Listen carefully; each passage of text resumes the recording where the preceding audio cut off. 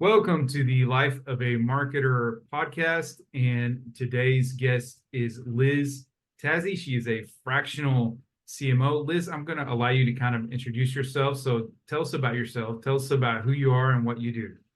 Yeah, thanks for having me, Jared. So I've been in the tech industry for over 20 years now. I spent 14 years at Microsoft in various marketing roles, and then I went on to lead global product marketing at Qualtrics for 4 years. So I went through that whole almost IPO acquisition by SAP and then ultimate IPO whirlwind that happened there. And then after that, I went to an early stage startup called Blue Ocean and really stood up the entire marketing function there, getting all of the brand and demand gen engines in place, go-to-market strategy, sales enablement, and so forth. And now most recently, I have been building my own marketing consulting practice and serving as a fractional CMO to early stage B2B tech startups, mostly in the generative AI space. Oh, wow. Interesting. All right. So I'm probably going to have some questions for you about generative AI in a little while. All right. So tell us, what's the best thing about being in the marketing industry for you? Yeah, I love it for many reasons. I think more and more marketing's become the hub for really driving that predictable, scalable growth for organizations. We are really in a unique position to have purview over the entire customer journey from before they're even a customer and they're just learning about the brand all the way through to they've purchased, they're using, they're hopefully renewing, coming back for more. And so I think that gives us a unique perspective. It gives us a lot of data and a lot of opportunity to drive durable growth for the organization. It's also a really great place where you get to combine art and science. So I love all the data, all the business metrics, business outcomes, but I also love being able to be creative. So in any given moment, I'm building an awesome revenue model in a spreadsheet, but I'm also in Canva building a fun ad campaign. So I really love being able to bring those two pieces together and do something that's really important and can drive meaningful results for the business. Awesome. Awesome. Great answer. Agree with all of that. What sort of advice do you offer to those that are in the marketing industry right now? Yeah, it's definitely been a tumultuous time for marketers, particularly when you see things like, CMOs having the average lowest tenure in a decade, or even companies like UPS removing the role entirely from their organization. So I think it's definitely been uneasy for marketers out there. What I truly believe is that marketing's critical for company success. So there's some great data coming out of the B2B Institute at LinkedIn and the Ehrenberg Bass Institute, but they show that only 5% of your target audience is actively looking to make a change at any given point in time. So that means 95% of your market isn't looking, but they could be one day. And so that means companies really need to be investing both in brand and demand generation, demand capture. So building that mental availability with customers so your brand's top of mind, but then also being able to identify and engage high intent buyers efficiently. And so I think it's really critical for marketers to help stakeholders in their company understand how all of this works, how marketing works. And they have to do it again and again. It's a never-ending part of the job, if we're honest. And to really tell that story with data. So being clear about how you're assessing these different levers, how do they work together to impact business outcomes, explaining how do different KPIs actually ladder up to meaningful business outcomes. And I really think that this is part of the big disconnect that we're seeing with the marketing function today, is this lack of understanding among stakeholders, especially as things get more tense with budgets and expectations around growth.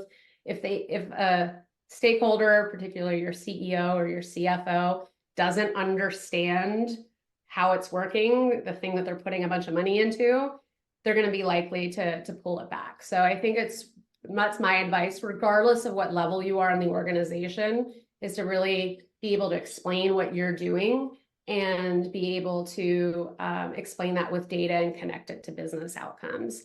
I'm a big frameworks person, so I've always really focused on establishing a framework for how marketing works as part of the bigger picture, and then using that framework over and over again, keep coming back to it to explain the results we're seeing, the progress we're making, or justify future investment. Let's talk a little bit about frameworks. What exactly do you mean by that? Like, what is a framework? Give an example. How do you build out the framework, and what do you mean by that?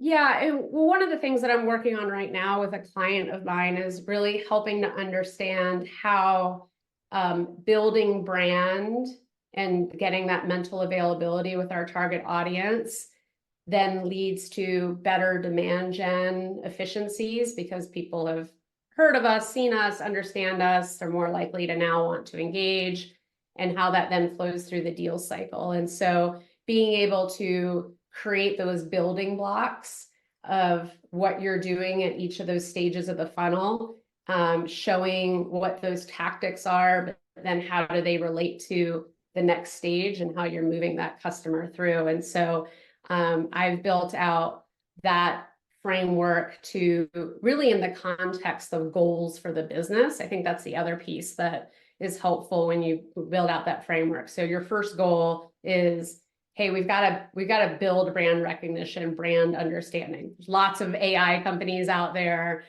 AI washing of the industry. So how are we going to find a way to stand out and get known? Okay, the next set is finding those people that actually have a need or have a pain point that we can solve. How do we now focus on them, not just people who might be interested but are just more casually looking, and then go and engage those audiences and bring them through the sales cycle. So just being able to structure the story, connect each piece of that story to KPIs so that you know how well each of those things are doing, is a really helpful framing that then you can kind of keep coming back to as you talk through the plan, new tactics, new tests that you're doing, and you're showing the results of the business. So what kind of tactics with these tech startups, what kind of tactics are you using to achieve that branding effect? Yeah, I think a big piece is getting a story out there. So after making sure that we're really clear on our messaging, our value frameworks for the buyers, and getting those foundations in place, I typically have built a communications architecture or map. So what are the conversations we want to have with the market at any given point throughout, that brand awareness all the way through, conversion and ongoing retention. And so that illuminates things like, hey, there are a couple of thought leadership topics. What are points of view that we want to have in the market that might be provocative, or how do we need to educate the market to help them even understand how to think about these new generative AI solutions? Then there's another layer that might focus more on the specific pain points or use cases that our buyers are interested in, but building out that communications infrastructure. And then when you do those things, now the tactics become a lot easier to execute and hydrate. So one of the things that we've had a lot of success on with the early stage startups that I've worked with is actually building content on LinkedIn and having that regular cadence of organic content, but then supporting that through boosting. So you're getting a point of view out there, you're getting helpful content out there. I'm a firm believer that the content always needs to be helpful to the buyer. It can't just be a pitch about who you are, and building that out. That in turn starts to help you build a LinkedIn follower audience that helps you expand that reach, helps you kind of stay top of mind for your buyers. And then you can start layering on some of the more direct kind of retargeting tactics that hope capture those people as they start to show signs of intent. Have they come to your website? Have they downloaded some content? And then you can actually go and get them with some specific hey, let's go have a meeting. Let's schedule a demo. So the content piece, content engine, getting that going, having demand gen, but in a very targeted way. So you're really focusing those precious resources on buyers that have more intent. I've also seen lately a lot of success with in-person meetings. I think after in-person events. I think after, well, COVID seems like it's never ending, but after 3+ years of kind of being sequestered, people are excited to be out again and being at these business or industry events, and particularly for companies where their brand isn't well known. I've found that being able to be at an event, actually telling your story, talking with the audience is incredibly impactful, because there's just nothing like being able to dialogue with a customer and be able to tell the story. And so for those in-person events, really focusing on, again, content that's helpful, that provides a point of view, that starts to carve out that position you want to have in the market. That's going to bring people to you maybe after that speaker session to talk more, and then that's when you can introduce them to your product or service. Those have been just really great for not only brand building, but actually opportunity creation. Awesome. Thanks for sharing all of that. That was some really useful information you gave us there. We're going to change gears a little bit. What other successful people marketing like yourself would you like to acknowledge that should be on the podcast? Yeah, I love that you asked this, because I think we all care about, marketers are like hungry to connect with other marketers. Okay, one second. Sorry. It started raining. I had the window open there. Apologies. We'll edit that out. Go ahead. I'm sorry I interrupted. Yeah. No, I love that you asked this question, just because I think marketers are really hungry to connect with other marketers, especially during these turbulent times, and hearing those personal success stories. Gosh, I feel like I know so many great marketers, a couple of people, Nicole DiNicola, Stephanie Camp, Pete Francis. There are a couple of folks that were with me on the Qualtrics journey, and then have gone on to different companies at various stages. And I think they have some really interesting stories to tell. Awesome. Well, I'm sure we'll be looking them up. All right. So for one more question, just for fun, tell me the oldest technology you remember using. So for sure, one of them is, I remember my dad packing up his giant Osborne computer from work. So this has got to be like mid-80s. He'd pack it up from work on the weekends and bring it home so I could play on it. So this is pre-GUI days. So it's a black screen with green typeface, very vintage Pong, if you will, right? And I used to play a game called Zork, which was completely text-based. So you explore the game by typing in things like "go into the house" or "look under the rug." And I would play that for hours. And then I remember what a big deal it was when PCs came on board, and I got to play a game called King's Quest, which actually had graphics, but you still moved from left to right across the screen. There was none of this like three-dimensional worlds that we have now. So it's really wild to see where video games have landed today. But yeah, those were the good days, the simple days of the old Osborne computer.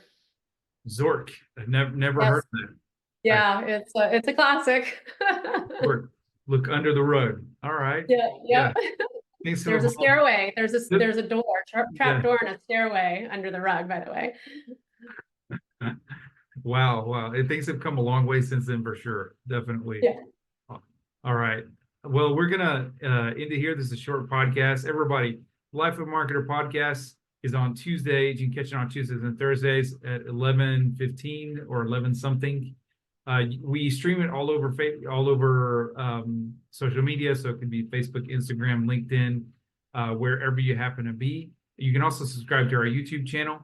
That's really one of the easiest ways to watch the podcast. And if you would like to get on our email list, you can email me, Jared, Jared, at hiveleadmarketing.com. It's like a beehive, lead, like a lead that comes into your inbox, LEAD. marketing.com. If you also, we stream it. So you can catch it as a stream on Tuesdays and Thursdays, like I said, at 11 something. Thank you so much, Liz, for being on the podcast. We really appreciate it. It was an excellent podcast. And everybody, we're looking forward to seeing you again.